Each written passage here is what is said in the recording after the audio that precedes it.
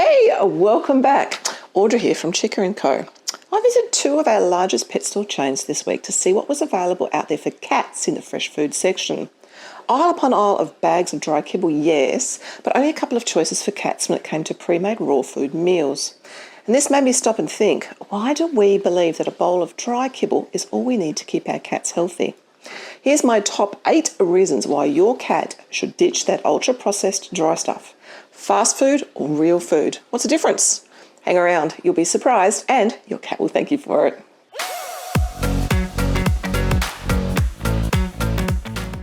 So let me start at the beginning. There are some biological facts you should be aware of. The first and most important thing that you should know is cats are obligate carnivores. That is, they need meat. They need proteins that's sourced from animals. Your cat cannot get all of his nutritional needs from carbohydrates like, for example, rice or corn. They've evolved to metabolize these meat proteins in a different and quite unique way in comparison to dogs, who are actually omnivores. That is, they can digest plant-based foods. Cats simply cannot. Think about what a cat would eat in the wild. They hunt smaller animals like mice or birds, lots of protein, lots of fat, minimal to no carbohydrates other than what's in the stomach of their prey. Raw flesh, organs and bones have been the sole source of nutrients for felines for millennia. We have the fossils to prove this. But since the 1950s, pet owners switched to feeding their felines a processed dry food kibble. It's interesting to see here that Purina's first go at cat food used a grain milling company to produce their very first line of dry cat food. It has since become the standard way of feeding our cats, to the point where the idea of feeding them something like raw meat has become almost inconceivable ideas to many owners. Today I want to go through my top 8 reasons. Oh, and by the way, there are a lot more than just 8. I thought I'd summarise it down for you. Why real foods are a better alternative for your cat, with number 8 being especially important in my opinion. So be sure to stick around till the end. Cats are obligate carnivores, as I've already mentioned. A carnivore is an animal that feeds on the flesh of other animals. The word obligate simply means by necessity. This means that cats are flesh-eating species and meat is biologically essential for their survival. Now here's where things get interesting, and if this is the only takeout you get by watching this video, it's this. It's plain and simple. Dry cat food is predominantly made from plant-based foods like rice, peas and corn. I have never seen a wild lion chowing down on a corn cob. Cats, that is all cats, including your gorgeous fluffy house cat, metabolize protein, which results in a relatively stable blood glucose level. When consuming carbs, this peaks the blood sugar levels and creates the risk of diabetes further down the line for your cat. The natural prey of cats, containing around 55% protein, including bone matter, 45% fat, and only 1 to 2% of carbs. On a dry matter basis, that means it's just measured when all the moisture has been removed from all of the ingredients in the food, dry cat food ranges from a whopping 30 to 60% carbohydrate. If your cat only needs 1 or 2% of this nutrient, why is it making up half or even more of these ingredients? Again, the key takeout here is feed your cats foods they can digest and thrive on. If you're enjoying this content and you want us to keep producing these sorts of things, please like and subscribe to our channel. Thank you. Number 2, smaller, less smelly poop. As you are the litter box keeper, do you want less crap to clean up? As just mentioned, dry food is made up of ingredients that your cat's body cannot utilise, so there will be a lot of waste coming back out after eating it. When cats are fed a diet that their digestive systems were specifically designed to process, their poop will not only be smaller, but there'll also be less odour. And I'm with you here, less is more in both the volume and the smell factors. So why is this the case? Because the cat's digestive system is absorbing all of the nutrients in the raw meat, bone and organs and expel only a bare minimum of waste. Kibble-fed cats usually poop 1 or 2 times a day in comparison to raw-fed cats. They only might poop once a day or even less often than that. It's a case of a quantity over quality, or quality over quantity rather. Winner, winner, a litter box cleaner. Cat with a K, I love you, but enough is enough. Number 3, no artificial preservatives. At first glance, kibble bags can really lure you in with glossy pictures of chunks of real meat and fish. This can easily make you think that these convenient little crunchy dried balls contain all of these fresh foods shown on the bag. But if you look closer, things start to look a lot different. First of all, the images on the packages can be deceiving, as many kibble brands use meat byproducts as their food's protein source, rather than that juicy human-grade steak you usually see plastered all over the front. Unfortunately, this beautiful meat is safe for humans. Pets get the remains that are leftovers from parts like beaks, feathers, and other discarded parts of animal carcasses. These are rendered down using chemicals and high heat to produce meat byproducts, meat meals, and the worst of the worst of the worst, meat digest. A side effect of the extreme processing of meat digest is actually MSG, and we all know that stuff is not good for you at all. The other little kicker here is that because MSG is actually a byproduct of the processing, it does not need to be listed on the ingredient panel. If you see meat digest on the ingredient panel, avoid this product. Just avoid it. Now, for those meats and fats to be preserved to the point where you can sit out for months without refrigeration, the food needs to contain some preservatives. One major preservative pet foods tend to use is ethoxyquin, which in other circumstances is used as a pesticide for crops. A not so fun fact, actually, is the packaging used to ensure these foods sit on shelves without spoiling for months or even years before opening. The plastic compounds used to make these bags contain a cocktail of chemicals designed as an airtight bacteria barrier and a bacteria neutralizer. I was shocked to read a report in a pet food forum journal recently that in many cases the cost of producing these chemical-infused bags was actually more than the cost of producing the foods they contain. Think about that for a minute. The bag is more expensive than the food to make. Real foods do not have to be cooked, processed, dyed, preserved, or added with chemicals. Instead, it's in its fresh whole state where it can provide bioavailable nutrients, that is, the things you can eat and digest. Number 4, healthy weight maintenance. An estimated 60% of cats in developed countries like Australia and the United States are overweight or obese when their sole diet is a carb-heavy kibble.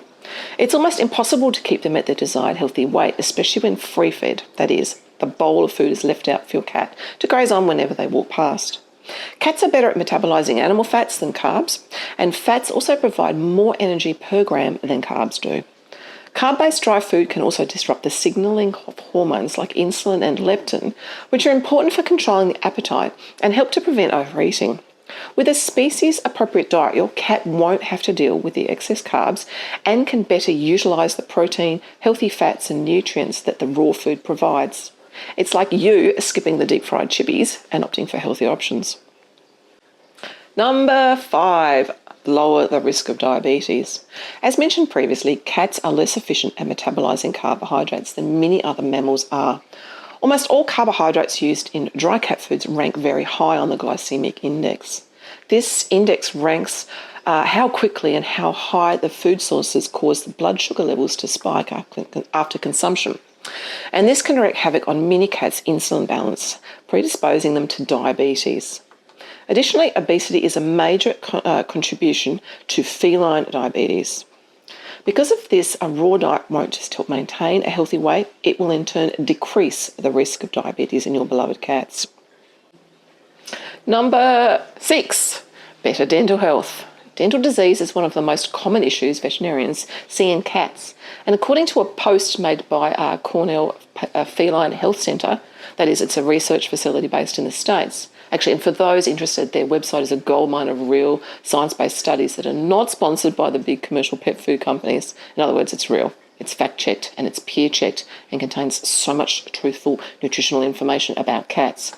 It's linked below. Please, if you're really interested in learning more about cat nutrition, check this one out. So, Cornell studies found between 50 to 90% of cats at 4 years of age or older suffer from some form of dental disease. Free feeding, that is leaving the bowl of dry food out all day, is a large contributor to this. The problem with this style of snacking throughout the day is dental disease. Plaque and tartar build up.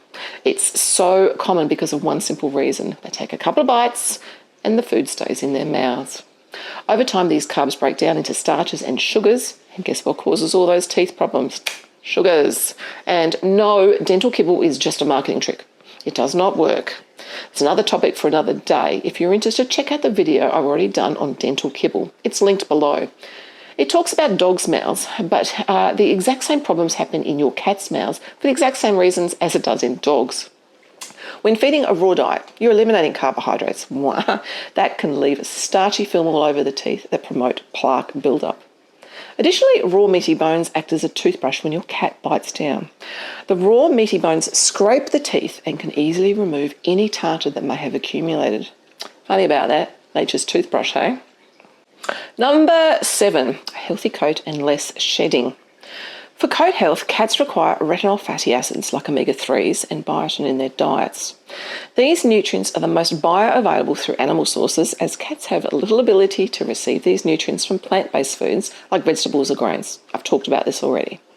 These nutrients greatly contribute to healthy skin and coats, which also result in less shedding. Now, where are these omegas found naturally? Seafood. If you can't get fresh oily fish like sardines or greenlet mussels, you can supplement their diets with natural fish oils you can find in your human health food stores. And of note here, I said human. You can buy omega supplements branded and marketed as cat supplements, but you'll pay a lot more for them, and they may not have gone through the stringent trials and tests required for products for human consumption. So generally, for all of my nutrition clients, I will always recommend human-grade supplements over pet-marketed supplements every single time.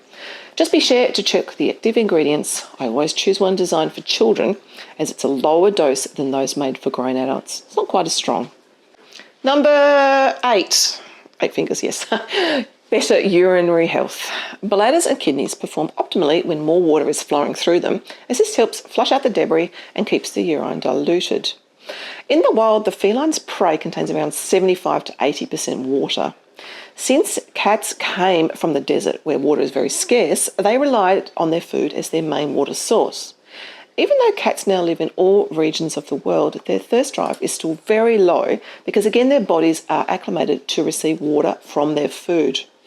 Most kibble-fed cats are in a constant state of dehydration. Have you ever seen a cat drinking like this from a tap? This is a very unnatural behaviour, and yet you see it a lot in dry-fed cats.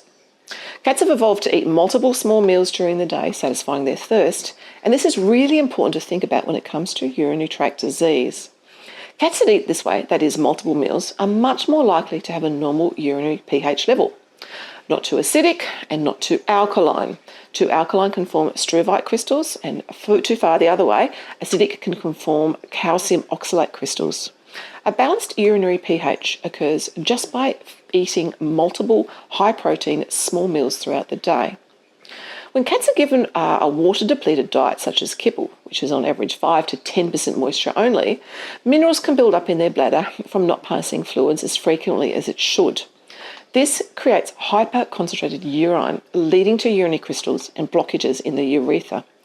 When providing a species-appropriate diet, that is, consists of 70 to 80% moisture, this will greatly support your cat's renal system. Now, no matter what brand or price, all kibble is based on carbs. But you've checked the protein amount on the analysis list on the back of the bag and it seems high, like, what, 35%? Well, here's another trick used to up that protein percentage, but still be cheap to produce.